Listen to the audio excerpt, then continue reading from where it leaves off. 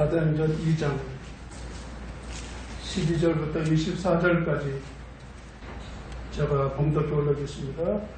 다 놀라며 당황하여 서로 이르되 이 어쩐 일이냐 하며 또 어떤 자는 조롱하여 이르되 그들이 세술에 취하였다 하더라. 베드로가 11 사도와 함께 서서 소리를 높여 이르되 유대인들과 예루살렘에 사는 모든 사람들아 이 일을 너희로 알게 할 것이니 내 말에 귀를 기울이라. 때가 제30이 너희 생각과 같이 이 사람들은 취한 것이 아니라 이는 곧 선지자 요엘을 통하여 말씀하신 것인데 일렀으되 하나님 말씀하시기를 말세에 내가 내 영을 모든 육체에 부어주리니 너희의 자녀들은 예언할 것이요 너희의 젊은이들은 환상을 보고 너희의 늙은이들은 꿈을 꾸리라. 그때 내가 내 영을 내 남종과 여종들에게 부어주리니 그들이 예언할 것이요 또 내가 위로 하늘에서는 기사를 아래로 땅에서는 징조를 베풀리니 곧 피와 불과 연기로다. 주의 크고 영원한 날이 이르기 전에 해가 변하여 어두워지고 달이 변하여 비가 내리라. 누구든지 주의 이름을 부르는 자는 구원을 받으리라. 이스라엘 사람들아 이 말을 들으라. 너희도 아는 바와 같이 하나님께서 나사렛 예수로 큰 권능과 기사와 표적을 너희 가운데서 베푸사 너희 앞에서 그를 증언하셨느니라. 그가 하나님께서 정하신 뜻과 미리 아신 대로 내준 바 되었거늘 너희가 법 없는 자들의 손을 빌려 못 박아 죽였으나 24일 합병합니다. 하나님께서 그를 사망의 고통에서 풀어살리셨으니 이는 그가 사망에 매여 있을 수 없었습니다. 아멘. 32절부터 41절까지 32절부터 41절까지 교독합니다. 32절부터 이 예수를 하나님이 살리신지라 우리가 다 이 일의 증인이로다.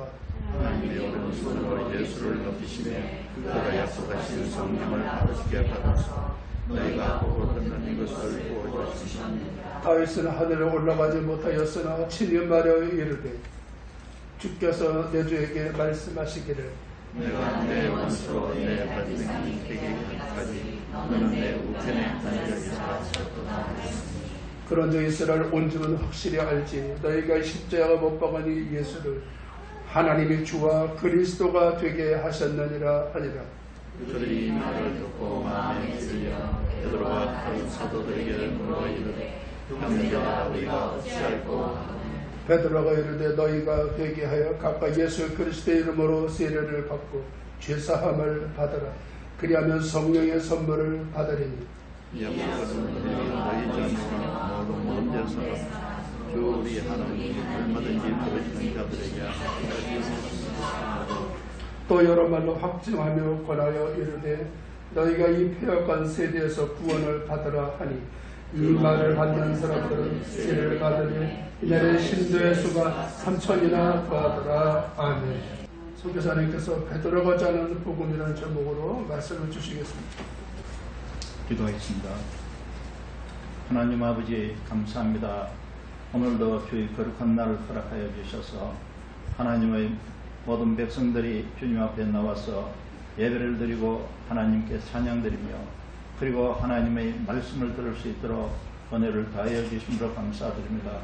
주의 성령께서 함께하여 주셔서 하나님의 말씀이 전해질 때 그 말씀을 들을 수 있는 귀가 열릴 수 있도록 도와주시고 마음문이 활짝 열려서 그 말씀을 받을 수 있도록 아버지 도와주시옵소서.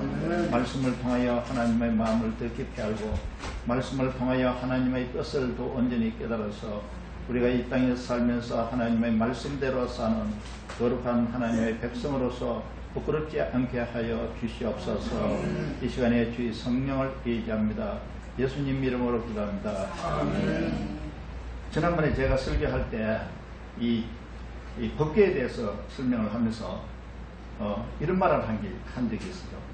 법궤가 하나님이잖아요. 이러면서 이렇게 무심코 이렇게 설교를 한 내용이 있는데 그러니까 이제 원고가 없으니까 그런 소리가 나오는 거예요. 그래서 제가 그게 잘못됐다고 지금 생각을 해서 여러분에게 다시 시정하기 위해서 지금 말씀드리는 거예요. 법궤라는 것은 법궤 위에 시언자가 있어가지고 시언좌라고 하는데요.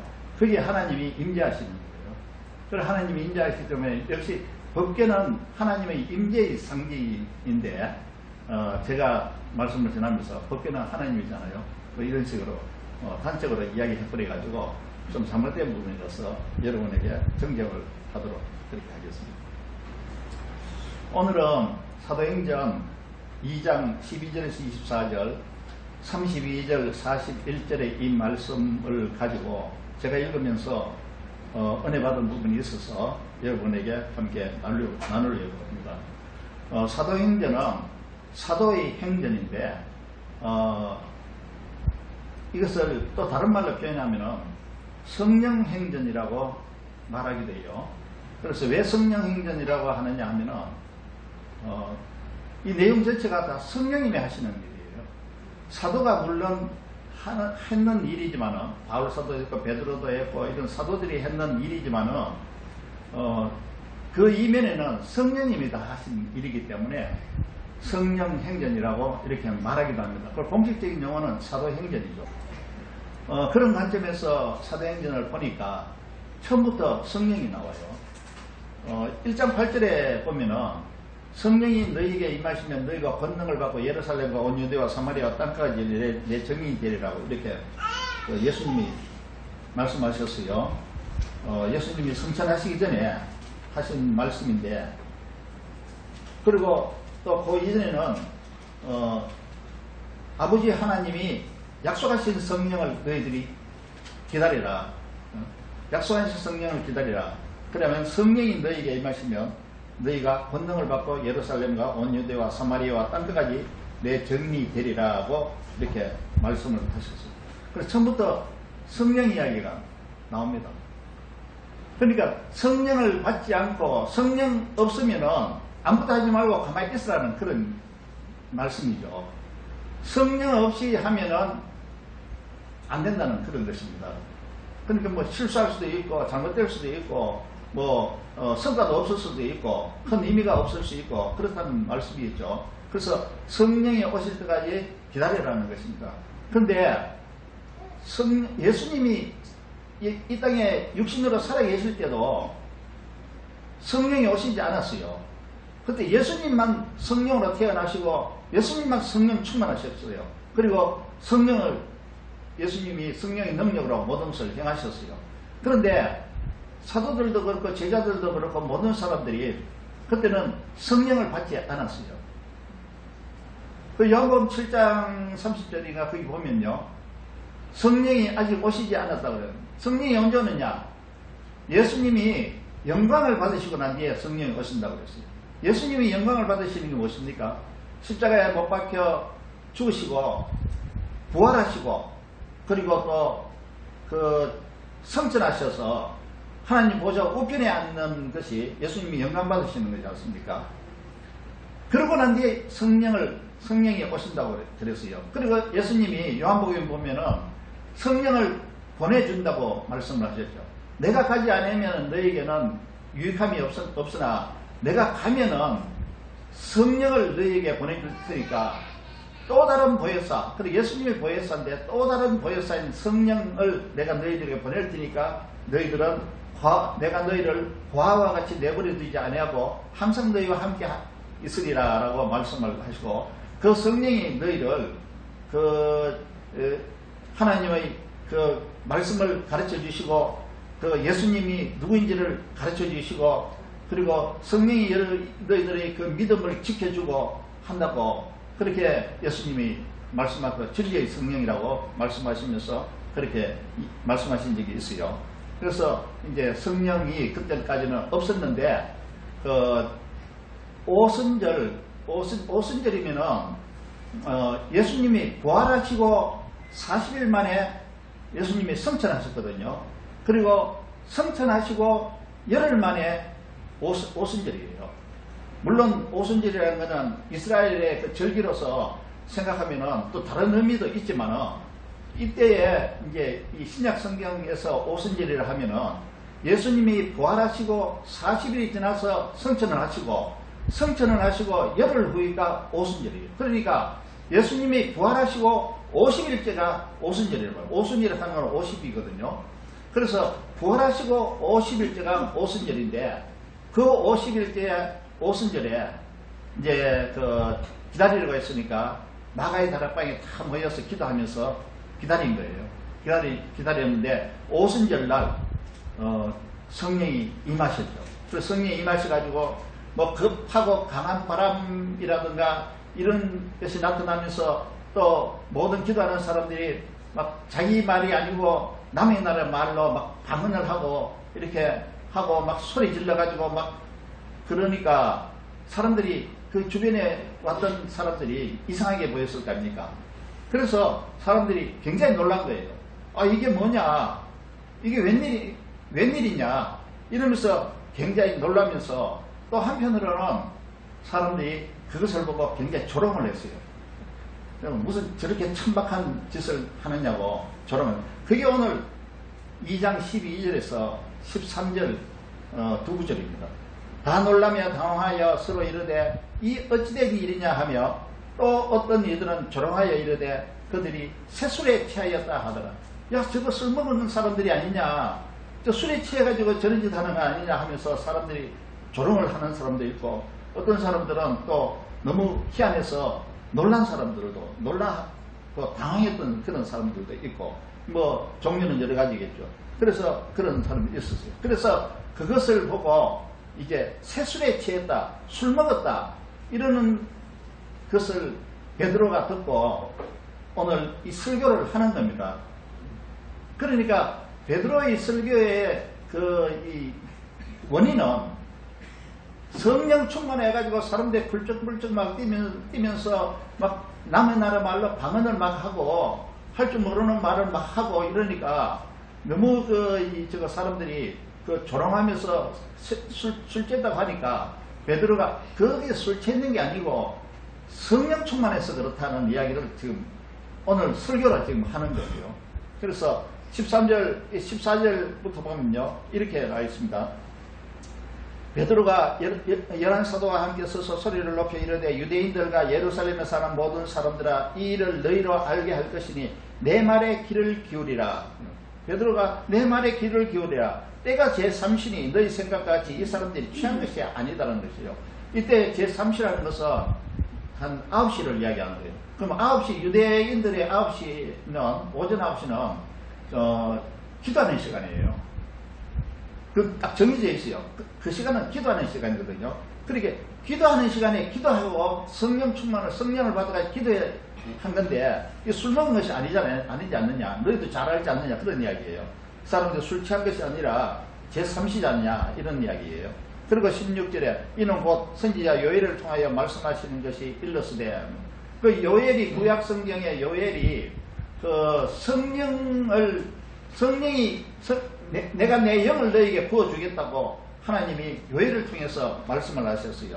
그래서 내가 내 영을 너 육체에 부어준다는 그 말씀은 성령을 너에게 부어주겠다는 말씀이거든요.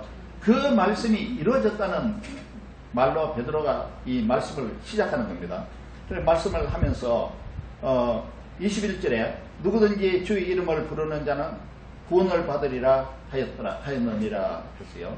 그래서 주의 이름을, 성령을 받고 주의 이름을 부르는 자는 다 구원을 받을 것이다 라고 말씀을 하면서 자기 설교의 앞부분을 이제 시작을 한 겁니다. 그리고 22절부터는 또 다른 그 내용을 설교를 하고 있어요. 이제 21절부터는 이제 복음을 설교하고 있습니다. 22절에 이스라엘 사람들아, 이 말을 들으라. 너희도 아는 바와 같이 하나님께서 나사렛 예수로 큰 권능과 기수와 표적을 너희 가운데서 베푸사 너희 앞에서 그를 정언하셨느니라. 베드로는 사람들에게 내 말에 귀를 기울여라, 내 말을 잘 들어라 하면서 이렇게 말씀을 하고 있어요. 여러분도 지금 귀를 기울이시고 말씀을 잘 들어보세요. 은혜가 될 겁니다. 하나님께서 나사렛 예수로 큰 권능과 기수와 표적을 너희 가운데서 베푸사 너희 앞에서 그를 정언하셨느니라. 하나님이 예수를 정언하셨다. 그 예수님이 하나님의 아들이며 예수님이 메시아라는 것을 하나님께서 정언하고 계시는 거예요. 그리고 예수님을 정언하는 사람이 또 있었죠. 세례요한이 예수님을 정언했죠. 그리고 또 예수님 자신도 자신을 증언했고요. 이렇게 했는데 여기서 이제 하나님이 예수님을 증언하고 계시지 않느냐. 하나님은 유대인들도 다 믿는 분이니까, 그리고 예수님을 안 믿어서 그렇지 하나님을 믿는 거예요. 그래서 하나님이 증언하시는 거야. 예수로 큰 권능과 기수와 표적을 너희 가운데서 베풀지 않았느냐. 그러니까 큰 권능과 기수와 표적을 하나님이 베푸셨는데 예수를 통해서 베푸셨다는 그런 이야기입니다. 그래서 예수를 하나님이 증언하셨다.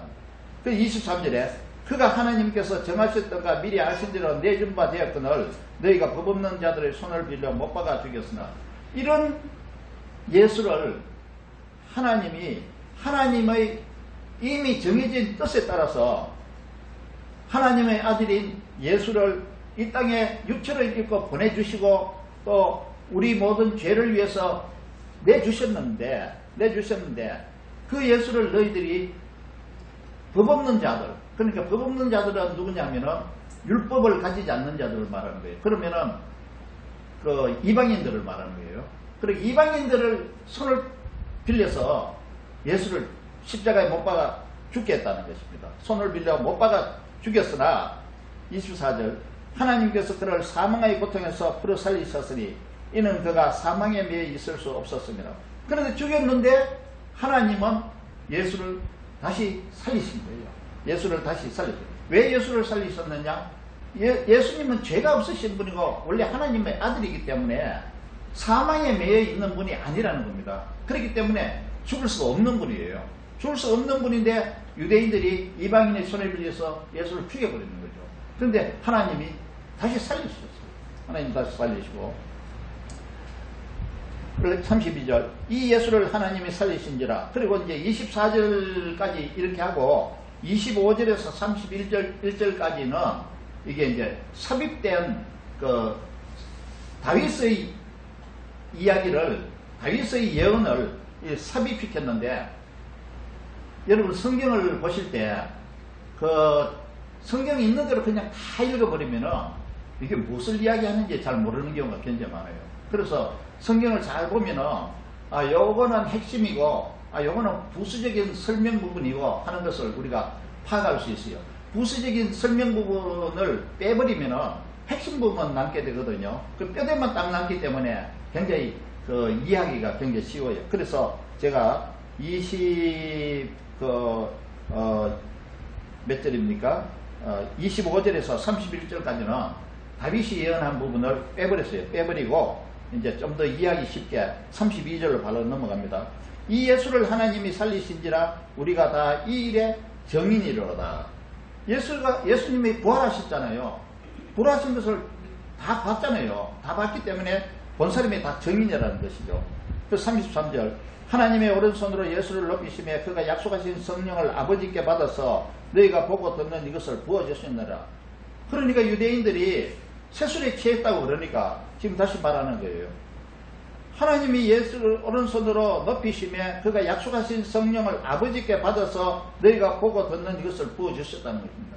이게 무슨 말인가 하면은 하나님께서 예수님을 살리시고 또 성천하시게 하고 하나님 보좌 우편에 앉으시게 했다는 것이 예수를 높이셨다는 겁니다. 예수를 높이시고, 그리고 약속하신 성령을 아버지께 받아서 예수님이 그 나가이 다락방 그 기도하는 그 자리에 부어주신 거예요.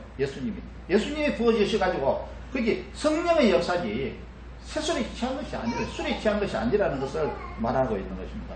그 34절 다윗은 하늘에 올라가지 못하였으나 친히 말해 이르되 주께서 내 주에게 말씀하시기를 35절 내가 내 원수로 내 발등상이 되게 하기까지 너는 내 우편에 앉아 있으라 하셨도다 하였으니 36절 그런즉 이스라엘 온 집은 확실히 알지니 너희가 십자가에 못 박은 이 예수를 하나님이 주와 그리스도가 되게 하셨느니라. 그러니 하나님께서 예수님을 주와 그리스도가 되게 높이셨다는 것입니다.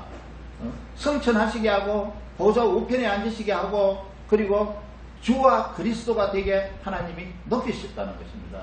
높이셨는데요. 우리가 빌립보서 2장에 이 말씀이 잘 기록되어 있어요. 빌립보서 2장을 제가 한번 2장 9절을 제가 읽어보겠습니다. 이름으로 하나님이 그를 지극히 높여 모든 이름 위에 뛰어난 이름을 주사 하늘에 있는 자들과 땅에 있는 자들과 땅 아래에 있는 자들로 모든 무릎을 예수의 이름에 꿇게 하시고 모든 입으로 예수 그리스도를 주라 시인하여 하나님 아버지께 영광을 돌리게 하였느니라. 빌립보서 2장 9절에 이 설명을 이렇게 잘 하고 있습니다. 그래서 예수님을 모든 사람의 주와 그리스도로 하나님이 높이셨다는 거예요. 37절 그들이 이 말을 듣고 마음에 찔려 베드로와 다른 사도들에게 물어 이르되 형제들아 너희가 어찌할까 하거늘. 사람들이 베드로의 이 말을 듣고 다 마음에 찔렸어요. 왜 찔렸는가 하면은 하나님이 살리신 그 예수를, 하나님이 보내신 그 예수를 사람들이 십자가에 못 박아 죽였잖아요. 그럼 베드로가 그 말을 했지 않습니까? 그럼 너희들이 십자가에 못 박아 죽였지 않느냐? 그럼 그 예수를, 십자가에 못 박은 이 예수를 하나님의 주와 그리스도가 되게 했다. 그러니까 사람들이 생각할 때 자기들이 죽였으니까 이제 마음에 죄책감이 생기고 두려움이 생기는 거예요. 그래서 이 말을 듣고 마음에 찔려 베드로와 다른 사도들에게 물어 이르되 형제들아 우리가 어찌할꼬 하거늘. 이게 이제 성령께서 역사하시는 거예요. 성령께서 무엇이 잘못됐는가를 가르쳐 주시는 거예요. 그래서 마음에 찔리는 거예요. 마음에 찔리는 것은 성령이 역사하시기 때문에 마음에 찔려요. 여기는 전부 다 성령께서 역사하시는 내용을 지금 기록하고 있는 거예요.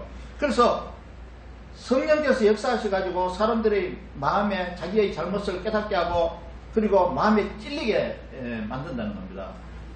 사도 바울이 그 사도행전에서 빌립보에서 그 복음을 전하면서 이 점치는 그 여종을 그 속에 있는 귀신을 빼냈지 않습니까? 빼내니까 점을 못 치니까 그 주인들이 그 여종으로 인해서 돈 벌던 주인들이 그 고발을 했어요.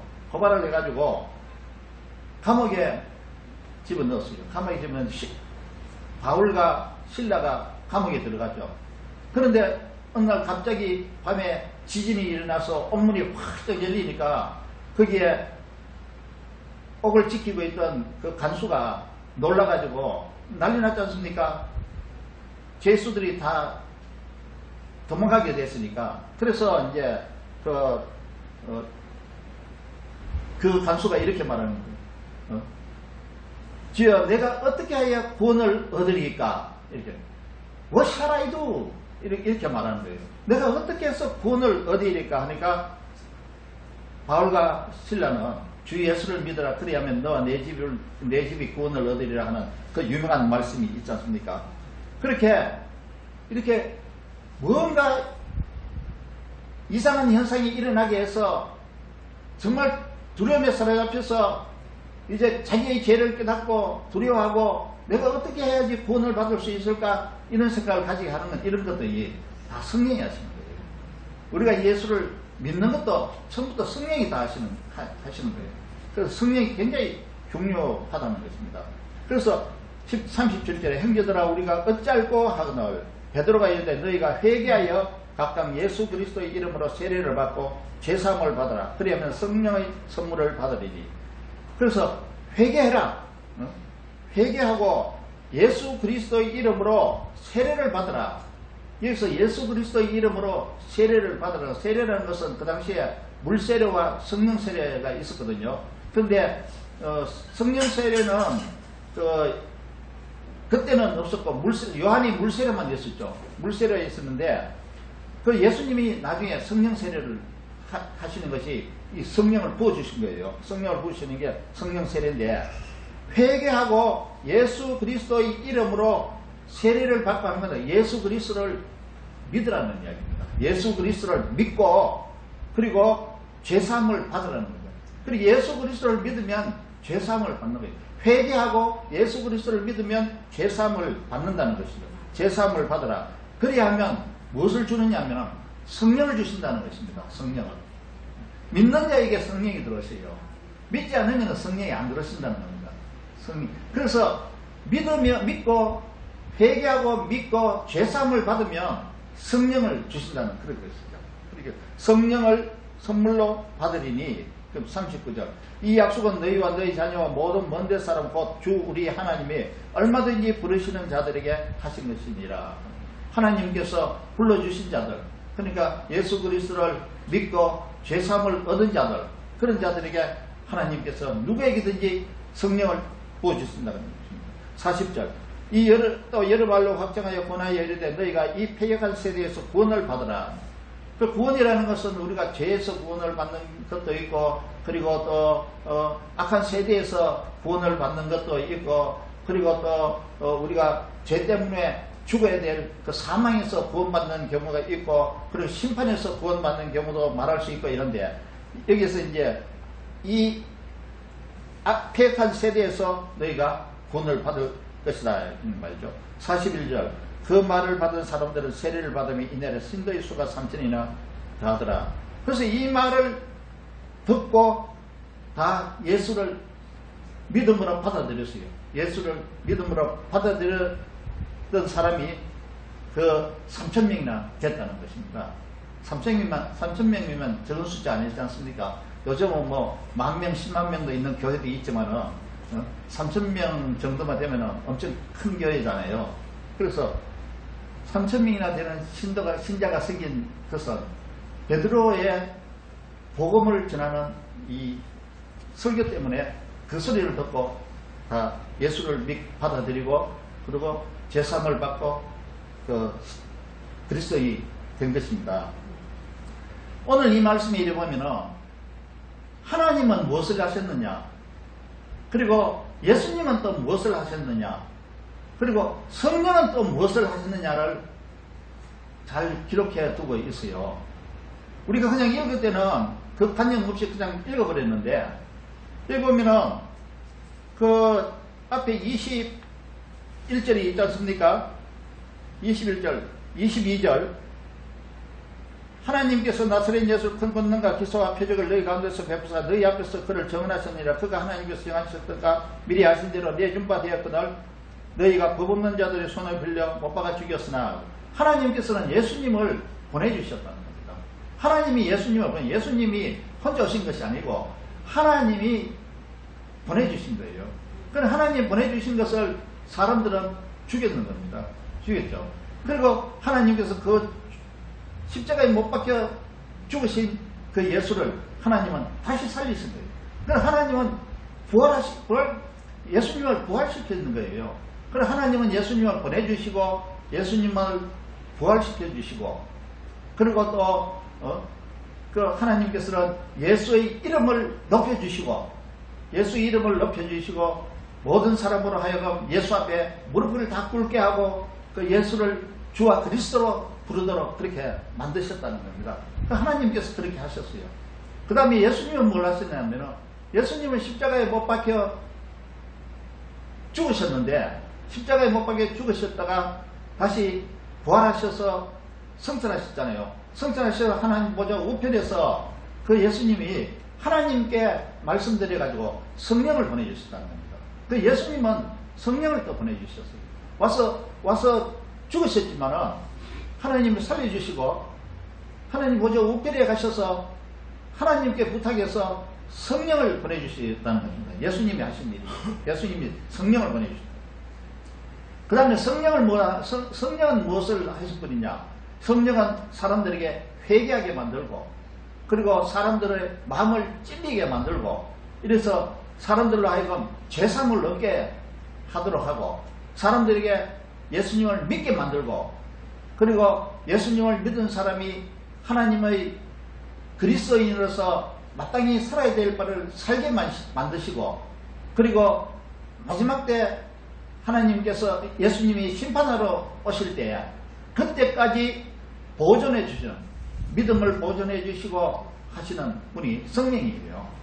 그러니까 성령이 믿게 하시고, 그 다음에 그 그리스도인답게 살게 하시고, 그리고 또 말씀대로 살게 하시고, 그리고 그 믿음을 끝까지 지키게 해주시고, 그리고 예수님을 오실 때 그 영접하도록 만드는 그러한 일을 하시는 분이 성령이 하시는 분이다.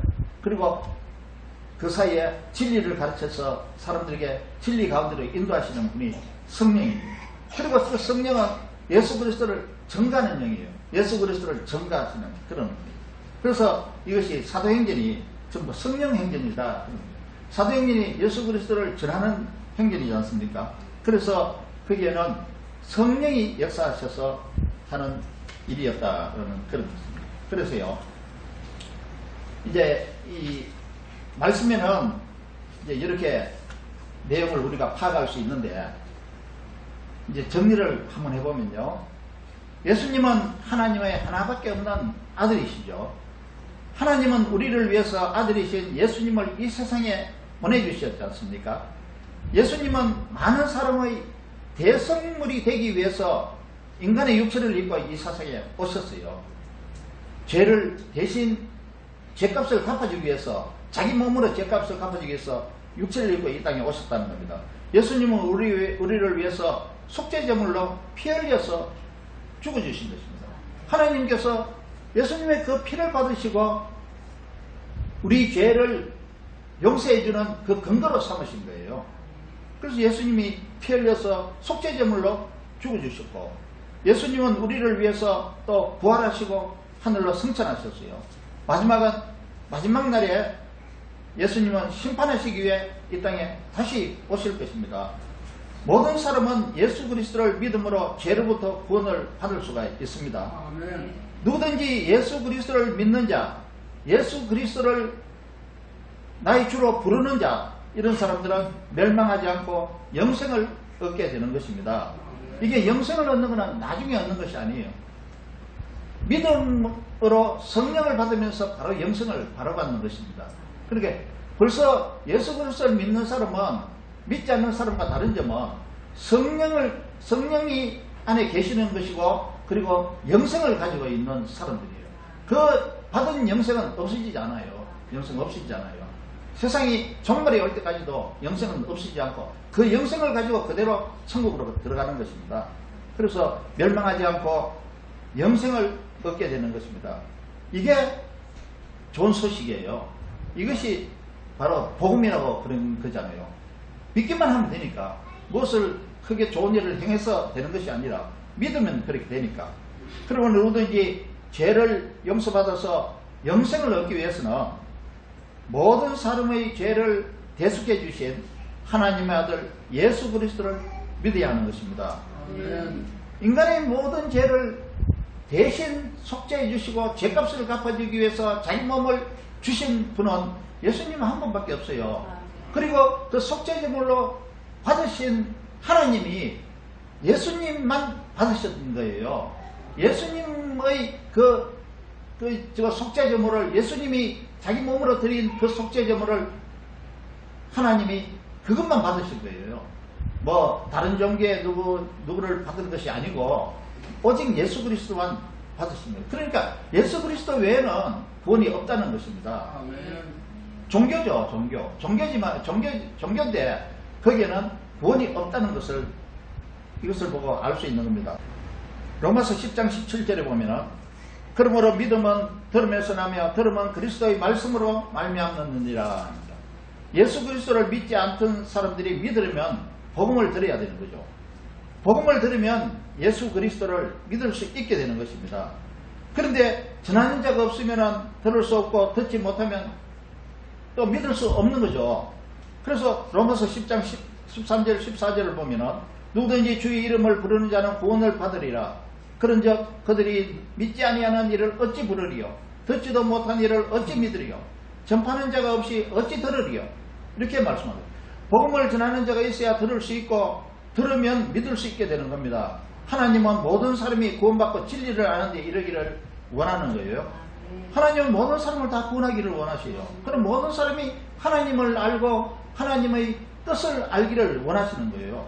복음을 전하는 것, 이것이 우리 삶의 목적이고 사명이 되어야 하는 겁니다. 하나님은 우리에게 복음을 전하라고 명령하셨기 때문이죠. 그 명령의 말씀을 한번 몇 구절 읽어보겠습니다. 하나님이 간절히 바라시는 것, 이것은 디모데전서 2장 4절에 보면은, 하나님은 모든 사람이 구원을 받으며 진리를 아는 데 이르기를 원하시느니라.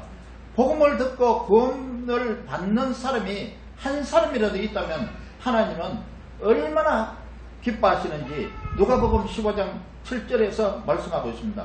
누가복음 15장 7절에 보면 내가 너희에게 이르니 이와 같이 죄인한 사람이 회개하면 하늘에서는 회개할 것 없는 의인 99으로 말미암아 기뻐하는 것보다 더 기뻐하신다는 것입니다.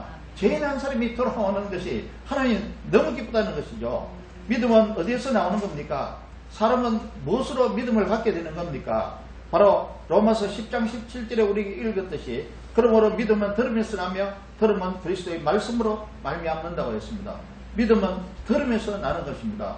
믿음은 복음을 들으면서 납니다. 우리는 구원받지 못한 사람들에게 복음을 들려줘야 하는 것이죠.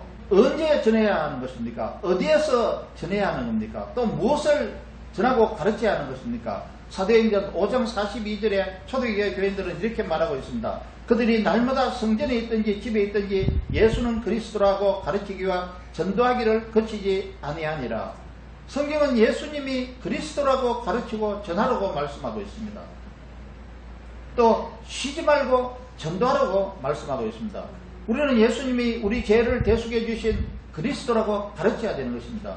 우리는 예수님이 우리 대신에 죽어주신 대속주 하나님이라고 가르쳐야 되는 것입니다. 또 그뿐만 아니라 우리는 예수님이 바로 이 세상을 창조하신 창조주 하나님이라고 가르쳐야 하는 것입니다.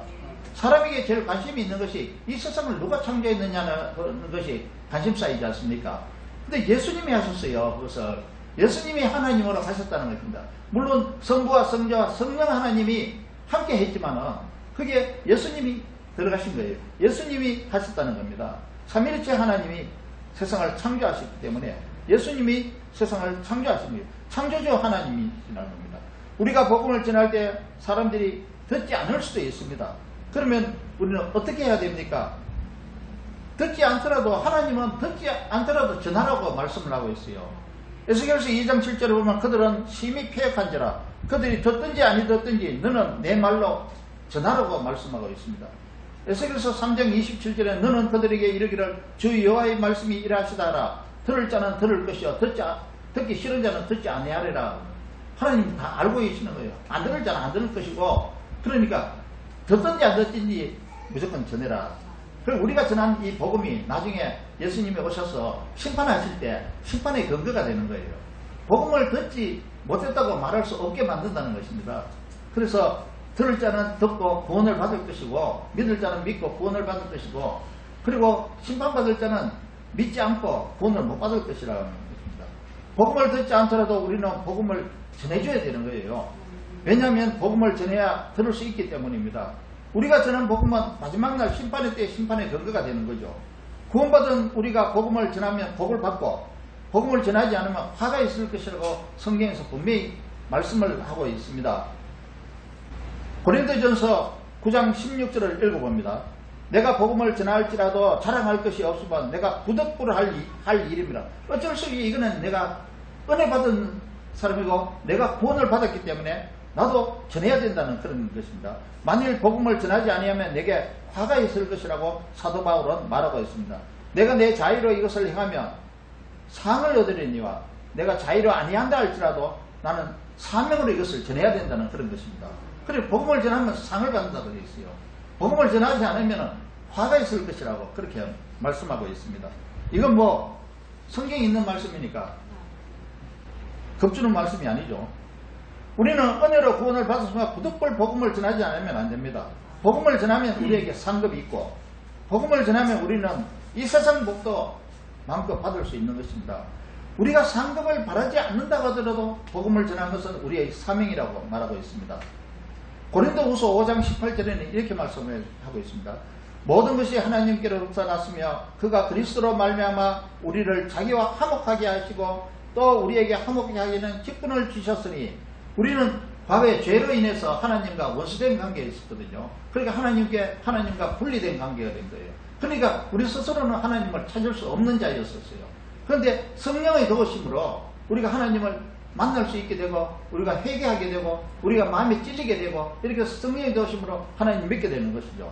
그리고 그렇게 하면서 예수님이 자기 몸으로 속죄제물로 자기 몸을 바쳤기 때문에 하나님께서 우리와 화목하게 되셨다는 그런 이야기입니다. 그래서 예수님이 화목제물로 자기 자신을 주신 거예요. 그러니까 우리는 예수 그리스도를 믿으면 하나님과 화목하게 되는 것이죠.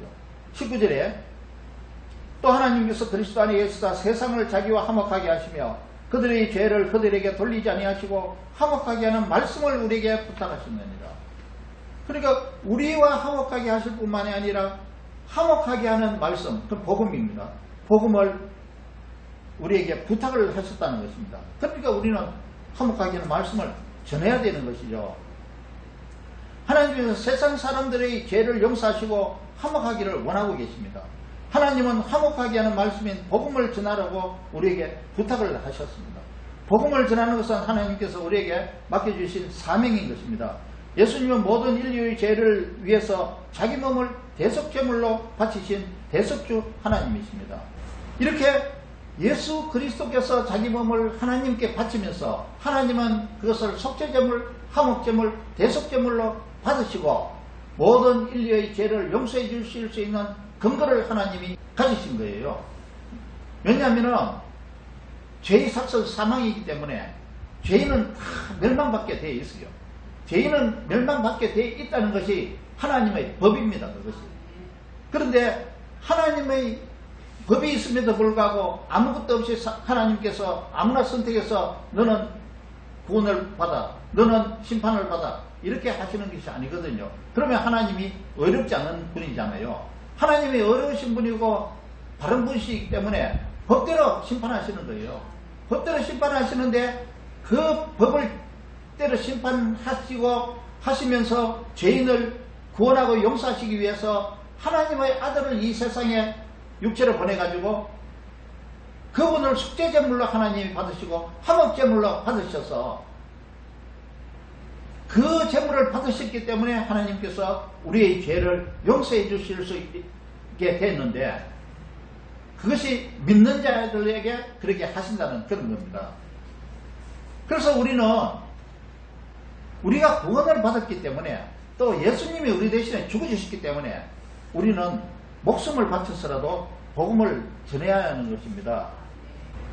그 사도행전 보면은 1장 8절에 오셔 성령이 너희에게 임하시면 너희 권능을 받고 예루살렘과 온 유대와 사마리아와 땅끝까지 이르러 내 증인이 되리라고 하나님께서 예수님이 말씀하셨어요.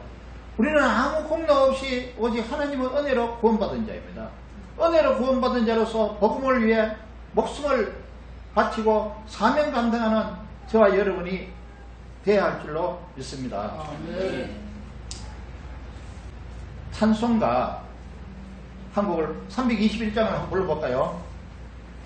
예수님이 대속하셨다는 것은 너무나 중요해요. 예수님이 십자가에 못 박혀 죽어주셨다는 것은 우린 모르는 사람이 아무도 없는데 왜 십자가에 못 박혀 죽으셔야 했는가? 예수님이 힘이 없어서 십자가에 못 박히셨느냐? 아니죠. 예수님은 십자가에 못 박히지 않을 수 있는 그런 하나님이세요. 그런데 왜 십자가에 못 박혀 죽으셔야 했는가 하면 우리를 위해서 십자가에 못 박혀 주시지 않으면 그 구원이 성취가 안 되는 거예요. 그래서 예수님이 우리를 위해서 십자가에 못 박혀 죽으시는 그것이 대속주라는 것입니다. 대속해 주신 그 예수님. 그것에 찬송 같이 한번 부르겠습니다.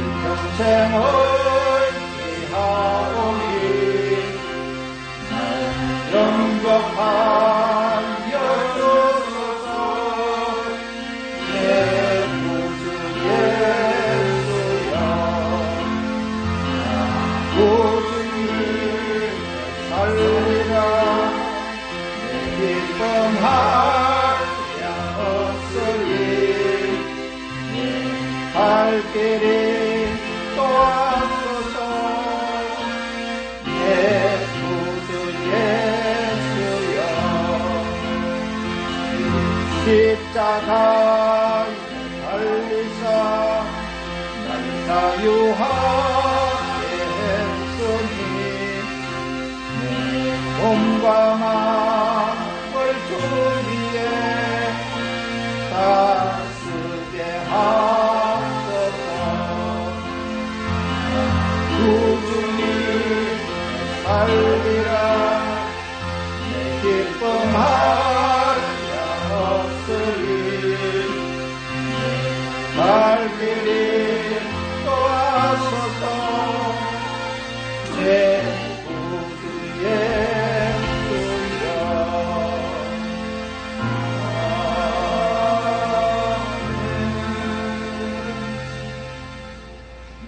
우리가 복음을 전하는 것은 우리가 전하는 것이지만은 성령께서 함께 해가지고 전하게 하시는 거예요. 그래서 복음을 내가 설득력 있게 잘 전한다고 해서 사람들이 그 복음을 받아들이고 믿게 되는 것이 아닙니다.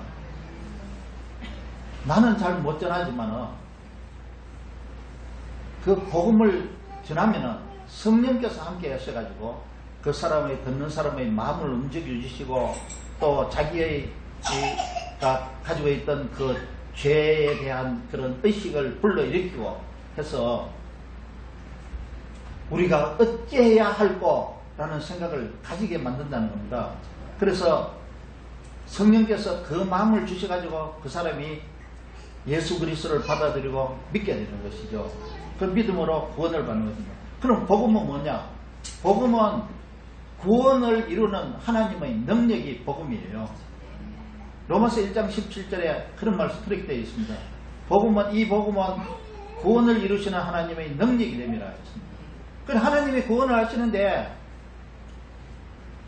법을 무시하고 구원하시는 게 아니고 아무나 하나님 마음대로 구원하시는 것이 아니고 죄를 범한 사람은 죄인은 다 심판을 받고 멸망받아야 되는 것이 하나님의 법이기 때문에 그 예수 그리스도의 대속죄물 대신 그 예수 그리스도를 복음, 그 복음을 통해서만 하나님이 구원하신다는 거예요.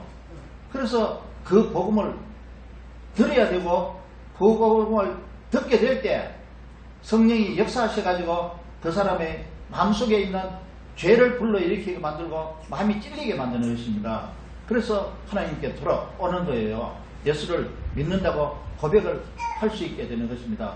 외모가 순하다고 해서 그걸 마음에 찔리는 것이 아닙니다. 외모가 악하다고 해서 마음에 찔리는 것이 아니에요. 잘 못생겼다 하더라도 성령이 역사하시면 마음에 찔리게 됩니다. 왜냐하면 사람은 다 죄인이기 때문에 그렇습니다. 그래서 그 복음을, 구원을 이루는 하나님의 복음을 들을 수 있도록 우리 입술로 전하는 것이 마땅한 일이고 그것이 우리가 정말 복받는 일입니다. 복받는 일이며 하나님이 주시는 모든 복을 받을 수 있는 길입니다. 재물이 복이 아니고 그리고 다른 세상 것이 명예가 복이 아니고 그리고 권력이 복이라고 볼 수는 없어요. 하나님이 주시는 마음의 은혜와 평강, 은혜와 평강이 있으면 그게 복이 아닙니까? 그런 복을 받을 수 있고 덧붙여서 세상 복도 받을 수 있다는 것을 하나님 말씀하고 있습니다.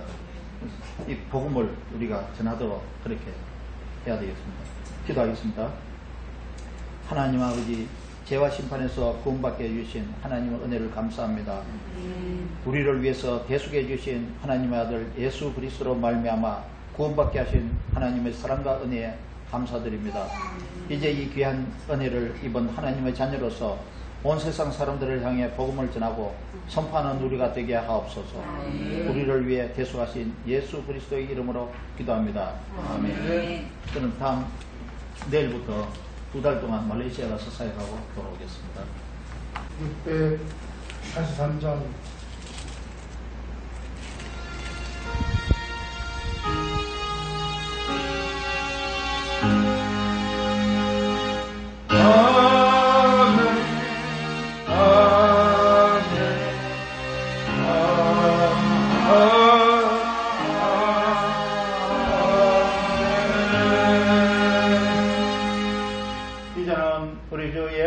그리스도의 은혜와 우리 아버지 하나님의 무한하시고 극진하신 사랑하심과 성령님의 함께 하시고 인도하시고 교통하시고 내주하심이 이제 베드로와 같이 복음을 전하여 3,000명이 모였던 초대교회와 같이 되기를 마음으로 소원하는 우리 모든 성도들 머리회와 그리고 평안교회와 성도들이 하시는 모든 사업장교회와 자녀들 위해 이제로부터 영원토록 함께 하시기를 간절히 축원하옵나이다.